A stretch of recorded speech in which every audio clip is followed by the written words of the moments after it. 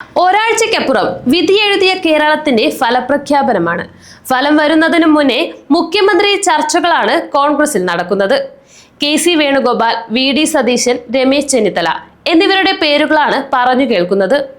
ഇതിൽ AICC general സെക്രട്ടറിയായ KC Venugopal മുഖ്യമന്ത്രിയാകുകയാണെങ്കിൽ നിലവിലെ ഇരിക്കൂർ MLA ആയ സജി ജോസഫിനെ രാജിവെപ്പിച്ച് മത്സരിപ്പിക്കുമെന്ന് കേരളത്തിലെ പ്രമുഖ മാധ്യമങ്ങൾ റിപ്പോർട്ട് ചെയ്തു കഴിഞ്ഞു. KC വേണുഗോപാൽ മുഖ്യമന്ത്രിയാകുമോ?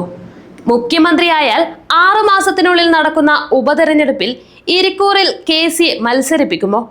KC വേണുഗോപാൽ ഇരിക്കൂറിൽ മത്സരിച്ചാൽ വിജയിക്കുമോ? ഇരിക്കൂർ കോൺഗ്രസിനെ കൈവിടുമോ? നമുക്ക് ഇരിക്കൂർ മണ്ഡലത്തിലെ ജനങ്ങളോട് തന്നെ ചോദിക്കാം.